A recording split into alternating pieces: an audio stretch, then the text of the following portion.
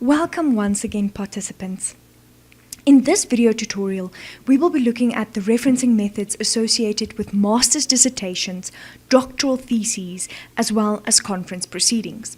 Now, that could read master's theses and doctoral dissertations depending on the country that you are from. We will talk a little bit more about this later on in the video.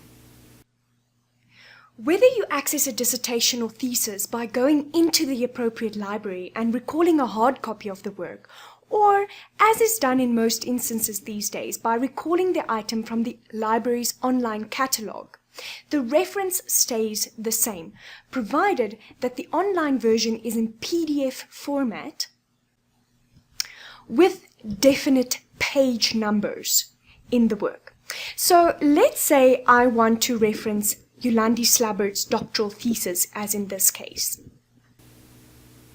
The reference would start off like any other source with the author's surname and initials, followed by the year of publication and the title of the work, italicized and in sentence case. Following this, however, we indicate that the source is a doctoral thesis in this way. Following the full stop, we then have a place of publication and the publisher as per usual, but please note that the university is acknowledged as the publisher here.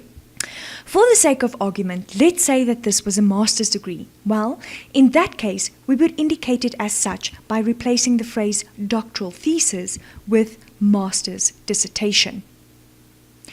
Now, I want you to please just take note of something here. In South Africa, where I'm from, we refer to the research product of a master's degree as a dissertation, while that of a doctoral study is referred to as a thesis. In the United States of America, however, the use is inverted, meaning a dissertation refers to the product of a doctoral degree, while a thesis refers to that delivered as part of a master's study.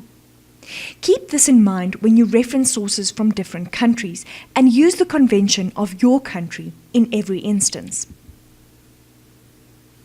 Okay, shifting the focus slightly, let's look at conference proceedings next. Conference proceedings are published collections of the conference papers read at a specific conference. And here we have an example. As you can see, the name of the conference along with the date and place that it took place is identified next to various other aspects of importance. When you scroll through the document, you will see what I mean by collection.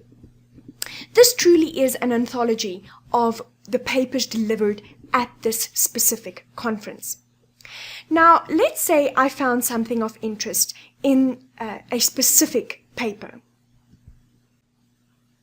For example, this paper by Ben Woolliscroft, still in the same conference proceedings. I would reference it in this manner.